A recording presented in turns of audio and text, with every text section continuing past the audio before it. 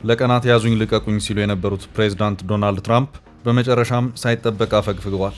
የፖለቲካ ነገር በቃኝ ሲሉት በግራ፣ ወዳጅ ሲሉት ጠላት፣ መጣ ሲሉት ቀረ ነው። እናም አሁን ደግሞ የኢራን ጉዳይ ሌላ መልክ ይዟል።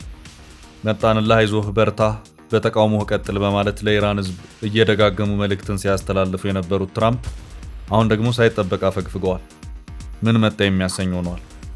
ከቀናት በፊት ትራምፕ እናንተ ኢራናውያን የሚሆነውን እያየን ነው፣ በርቱ፣ እኛም ከጎናችሁ ለመቆምና አምባገነኑን ጨቋኝ መንግስት ለማስወገድ አጋርነታችንን በተግባር ለማሳየት እየተዘጋጀን ነው ብለውም ነበር። ህዝቡ ትራምፕን ይስማ ባይታወቅም የሀገሪቱ ተቃውሞ ግን ተቀጣጥሎ ነበር። በኢራን መንግስትን በመቃወም የተቀጣጠለውን ሰልፍ ተከትሎ መንግስት በወሰደው ከባድ እርምጃ 2500 የሚሆኑ ሰዎች ተገድለዋል። ትራምፕ በኢራን ምድር ተቃውሞ ማድረግ ሊፈቀድ ይገባል፣ መንግስትም ተቃዋሚዎችን መግደል አይገባውም፣ በመግደሉ ከቀጠለ ግን አሜሪካ ጣልቃ ለመግባት ትገደዳለች በማለት ለኢራን መሪዎች ተከታታይነት ያላቸውን መግለጫዎች ሲሰጡም ነበር። ፕሬዚዳንቱ እንደውም በአንድ መግለጫቸው የኢራን ህዝብ ተቃውሞውን ቀጥል፣ እኛም እየመጣን ነው፣ ተቋማትን እንዳይወድሙ የሚገድሉህንም ሰዎች ስም መዝግበህ ያዝ፣ በጊዜው ተገቢውን ዋጋ ይከፍላሉ ሲሉም ተሰምተው ነበር። Donald Trump has urged protesters to keep taking to the streets and that his help is on its way. He said he has cancelled all meetings with Iranian officials.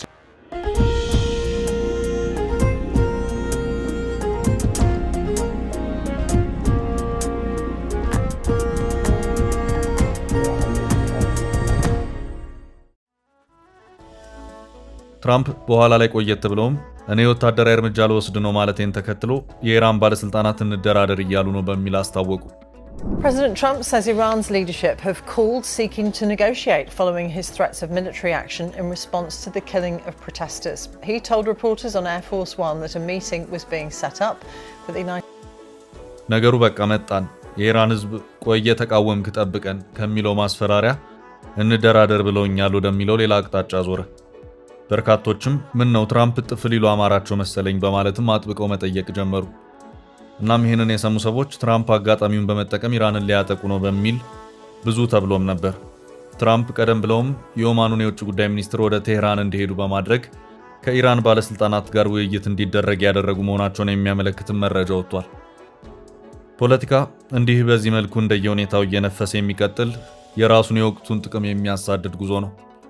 በነገራችን ላይ ትራምፕ እንደራደር ብለውኛል በማለት ከኢራን ባለስልጣናት ጋር የመነጋገር እቅድ ያላቸው መሆኑን ከመናገራቸው ቀደም ብሎም አሜሪካ ከኢራን ጋር በኒውክሌር ዙሪያ መነጋገር እንዳለባትም ትራምፕ ሲገልጹ ነበር። ከወራት በፊት በቢ52 ቦምብ ጣይ አውሮፕላን ድምጥማጡን አጥፍቼዋለሁ ባሉት የሀገሪቱ ኒውክሌር ፕሮጀክት ጉዳይ የኢራን ባለስልጣናት ለድርድር እንዲቀመጡ የጠየቁበት ሁኔታ ሲታይ አሁንም እዚህ ጋርም ቢሆን ትራምፕን ምነካቸው ሲባልም ከርሟል። ኒውክሌሩ ከወደመና ወደ ዜሮ ከተመለሰ በዚሁ ዙሪያ መልሶ ለድርድር መቀመጡ ምን አስፈለገ የሚለው ጉዳይ አሁንም የብዙዎች ጥያቄ ነው። አሜሪካ እስራኤልን ተከትላ በኢራን ላይ ያደረሰችውን ጥቃት ተከትሎም በጊዜው ትራምፕ ሲናገሩ ዛሬ ለዓለም ሪፖርት የማደርግ የሚሊተሪ እርምጃ ስኬት የኢራን የኒውክሌር ተቋማት ሙሉ በሙሉ ጥንቅቅ ብለው የወደሙ መሆኑን ነው ሲሉም ተደምጠዋል። እንስማቸው። Tonight I can report to the world that the strikes were a spectacular military success. Iran's key nuclear enrichment facilities have been completely and totally obliterated. አሁን ደግሞ እንደገና ወደመ በተባለው በኢራን ኒውክሌር ላይ ድርድር እናድርግ እየተባለም ይገኛል። ትራምፕ ከሰሞኑ ኤር ፎርስ ዋን የፕሬዝዳንቱ አውሮፕላን በር ላይ ቆመው ለጋዜጠኞች በሰጡት ማብራሪያ ከወቅታዊ ኢራን ጉዳይ ጋር በተያያዘ ኢራን ባለስልጣናት እንደራደር እያሉን ነው፣ እንደራደር ያልነው እኛ አይደለንም፣ የእንደራደር ጥሪውን ያቀረቡልን ኢራኖች ናቸው፣ የድርድር ዝግጅትም ተደርጓል ሲሉም ተደምጠዋል። Iran wants to negotiate, yes. We may meet with them. I mean, a meeting is being set up. But we may have to act because of what's happening before the meeting. ብትገደሉም በተቃውሟችሁ ቀጥሉ፣ አይዟችሁ እየመጣን ነው የተባሉት ኢራናውያን እየታሰሩም እየተገደሉም በተቃውሟቸው ቢገፉም ጥቂት ታገሱኝ መጣው ያሉት ትራምፕ ግን የውሃ ሽታ ሆነው ቀርተዋል። እንደውም ትራምፕ የኢራን መንግስት ለተቃውሞ ሰልፍ የሚወጡ ተቃዋሚዎችን መግደሉን አቁሟል፣ የስቅላት ሐሳቡንም ቀይሯል በሚል ተነግሮናል።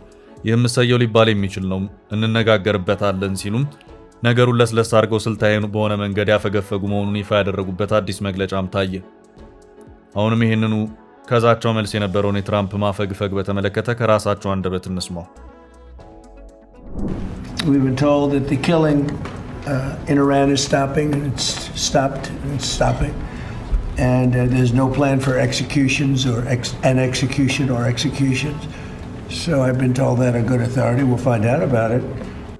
ትራምፕ ይህንን ሁሉ ካሉ በኋላ የኢራን መንግስት ዜጎቹን መግደል ማቆሙን ነገረን ያሉትን አካል ግልጽ ያለማድረጋቸውን ጉዳይ እንደዚሁ ሌላ የመገናኛ ብዙሃን መነጋገሪያ ርዕስም ሆኖ ታይቷል። President Trump says, quote, the killing is stopping in Iran, and he said he was told on good authority, but didn't elaborate on exactly where he got that information. የትራምፕ ኢራንን ላጠቃ ነው ልብ አድርጉልኝ ከፍ ያለ ዛቻ በድንገት ቀዝቃዛ ውሃ ተቸልሶበት መታየቱ በርካቶችን አስገርሟል። ሰውየው መጣሁ ደረስኩ ከሚለው ዛቻቸው ለምን አፈገፈጉ የሚለው ጉዳይ በሰፊው እያነጋገረ ሲሆን አንዳንዶች ትራምፕ ምናልባት እያዘናጉና ጊዜ እየገዙ ይሆን በማለትም እየጠየቁ ይገኛሉ። Is he buying time or changing tack? Donald Trump appears to have toned down his threat to strike Iran as the Islamic Republic's leadership fights back on the streets and the airwaves. ትራምፕ የኢራን መንግስት መግደል አቁሟል በሚል ተነግሮናል በሚል ከተናገሩ በኋላ ቢቢሲ ያወጣው መረጃ የሚያመለክተው ግን ታሪኩ ሌላ ሆኖ ተገኝቷል። ቢቢሲ እንደውም በኢራን ግድያ የበለጠ ተስፋፍቶ መቀጠሉን፣ ሰዎች ቤት ለቤት እየታደኑ በጸጥታ ኃይሎች እንደሚሰወሩ፣ የቤተሰብ አባላቸው የተገደለባቸው ሰዎች አስክሬን ሲጠይቁ እስከ $5000 የሚጠየቁ መሆኑን በዘገባው አመልክቷል። እንዲያም ሆኖ አደባባይ የወጣችሁ ከኢራን መንግስት የጸጥታ ኃይሎች ጋር ፊት ለፊት ተጋፈጡ ያሉት ትራምፕ ግን ቀስ ብለው ሸርተት ብለዋል። ትራምፕን ለዚህ ማፈግፈግ ያበቃቸው ጉዳይ ምንድነው የሚለው ጉዳይ አሁንም ወሳኙ ጥያቄ ነው። ፖለቲካ በየዕለቱ ባሉ ተለዋጭ ሁኔታዎች ውሳኔ የሚሰጥበት ሂደት ነው። የትላንቱ ውሳኔ ዛሬ ጸንቶ እንዳይቀጥል የሚያደርጉ በርካታ ጉዳዮች ይኖራሉ። በተለይ ደግሞ ጦርነት ተብሎ ሲታሰብ ብዙ ሂሶችን አውጥቶ በማውረድ ማስላትን ይጠይቃል። የኢራን ህዝብ በመንግስቱ ላይ አመፀ በሚል በድንገት ተዘሎ የሚገባበት ጦርነት ሊኖር አይችልም። መገናኛ ብዙሃንም ቢሆኑ በስፋት እየተቀባበሉ ያራገቡት ራሳቸው ትራምፕ ደግሞና ደጋግሞ አስረግጠው በመናገራቸው ነበር። የኢራን መንግስት አሜሪካ ጥቃት ከከፈተችብን በሚል ሊወስዳቸው በሚችላቸው አጸፋዊ እርምጃዎች ዙሪያ እያደረጋቸው የሰነበቱት እንቅስቃሴዎች ትራምፕ ለጊዜው ሀሳባቸውን እንዲቀይሩ ሳያደርጋቸው አልቀረም የሚሉ ዘገባዎች ሲወጡ ታይተዋል። ከዚሁ ጋር በተያያዘም ኢራን እስራኤልን፣ ሳውዲ አረቢያን እና የአሜሪካ የመካከለኛው ምስራቅ ግዙፍ ቤዝን የሚባለውን የጦር ሰፈር ጭምር ልታጠቃ ትችላለች የሚል ስጋትም ነበር። ኢራን በተለይ ሳያጠቁኝ ቀድሜ ላጥቃ የሚልን እርምጃ ልትወስድ ትችላለች በሚልም አሜሪካ በኳታር የጦር ሰፈር የሚገኙት ወታደሮቿ ለጊዜው ከካምፑ በመውጣት እንዲበተኑ ያደረገችበት የሰሞኑ ክስተትም ታይቷል።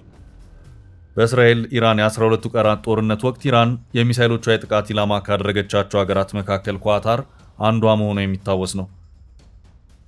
ይኸው ኢራንን እናጠቃለን የሚለው ዛቻ ከቀጠለ ኢራን ቀድማ በምትወስደው ወታደራዊ እርምጃ አንዷና ግንባር ቀደማው የጥቃት ኢላማ ልትሆን ትችላለች ተብሎ የተሰጋው ደግሞ የአሜሪካ ስትራቴጂክ አጋርና ወዳጅ የሆነችው እስራኤል ናት።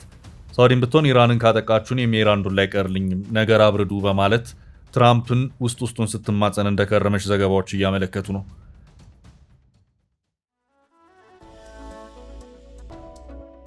ኢራንና ሳውዲ ባላንጣ ናቸው። በእስልምና አስተምህሮም የተለያዩ ናቸው። በቀጠና የፖለቲካም አንዱ የበላይ ሆኖ ለመውጣት የሚያደርጉት ፍትጊያም አለ። የኢራን ባለስልጣናት ሳውዲን ለአሜሪካ ጥቅም ያደረች ራሷን በፈቃደኝነት ለምዕራባውያኑ ባርነት አሳልፋ የሰጠች ሀገር በማለት ሲያብጠለጥሏት ይታያል። እናም እነዚህ ነገሮች ሲታዩ ትራምፕ ኢራንን ማጥቃት የሚለውን ጉዳይ 100% ቀሪ አድርገውታል ባይባልም ቢያንስ ግን ለጊዜው ያዝ ተደርጓል። ሲኤንኤን በዛሬው ዘገባው የወቅቱን የኢራንን ጉዳይ በተመለከተ ፕሬዝዳንት ትራምፕ በትላንትናው ዕለት ሰፊ ማብራሪያ የተሰጣቸው መሆኑን አመልክቷል። ሌት ናይት ሲቹዌሽን ሩም ሚቲንግ ባለው ስብሰባ ላይም ትራምፕ ወታደራዊ እርምጃ ቀሪ ይደረግ ወይስ ሲካሄድ በሚለው ዙሪያ የመጨረሻውን ውሳኔ ሊያሳርፉ የሚያስችላቸውን ማብራሪያ እንዳገኙ መረጃው አመልክቷል። ትራምፕ በሳተላይት ክትትል የተወሰዱ ሙሉ የኢራን ህዝባዊ ተቃውሞ ሰልፎችንና የደረሱትን ጉዳቶች በተመለከተ በቪዲዮ ቁጭ ብለው እንደተመለከቱም ሲኤንኤን በዚሁ የዛሬው ዘገባው አክሎ አመልክቷል። በኢራን ምንም እንኳን ኢንተርኔት የተዘጋ ቢሆንም የሀገሬው ህዝብ ግን ባገኘው አጋጣሚ ሁሉ ዛሬም ድረስ ድምፁን እያሰማ ይገኛል።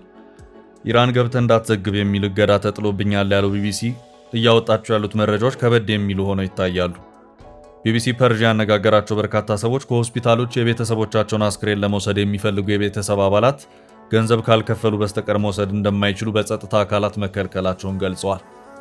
ከሁለት ሳምንት በላይ በመላ ሀገሪቱ በተካሄደው የተቃውሞ ሰልፍ ቢያንስ 2435 ሰዎች መገደላቸውን የሰብአዊ መብት ድርጅቶች ማስታወቃቸውንም ቢቢሲ በዚሁ የዛሬው ዘገባው አመልክቷል።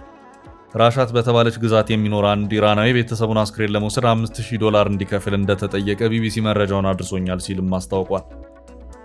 የተባበሩት መንግስታት የጸጥታው ምክር ቤት በኢራን የተከሰተውን ተቃውሞና የተፈጠረውን ውጥረት ተከትሎ ለሁለተኛ ስብሰባ የሚቀመጥ መሆኑን ዘገባዎች አመልክተዋል። ስብሰባው ይካሄድልኝ በማለት ጥሪውን ያቀረበችው አሜሪካ ናት። ምክር ቤቱ የኢራናውያን የተቃውሞ እንቅስቃሴና በአገሪቱ ስላለው ሁኔታ ውይይት ይደረጋል ተብሏል። የተባበሩት መንግስታት የጸጥታ ምክር ቤት ከሳምንት በፊት በኢራን ጉዳይ ላይ አስቸኳይ ስብሰባ ማድረጉ የሚታወስ ሲሆን ያውኑ ደግሞ በሀገሪቱ ስላለው ሁኔታ ማብራሪያ እንደሚቀርብበት የቢቢሲ ዘገባ አመልክቷል። ረቡዕ ዕለት የመብት ተከራካሪው አምነስቲ ኢንተርናሽናል የመንግስታቱ ድርጅት የጸጥታ ምክር ቤት ኢራን ውስጥ ተጨማሪ ግድያዎችን ለማስቆም አስቸኳይ ስብሰባ እንዲጠራ የሚጠይቅ መግለጫ ያወጣበት ሁኔታ ታይቷል። የተባበሩት መንግስታት የጸጥታው ምክር ቤት ስብሰባ በተለመደው አካሄድ ከታየ ብዙም ከውግዘት የሚያልፍ አይሆንም። የኢራን ባለስልጣናትም ይህንን በሚገባ አሳምረው ያውቁታል።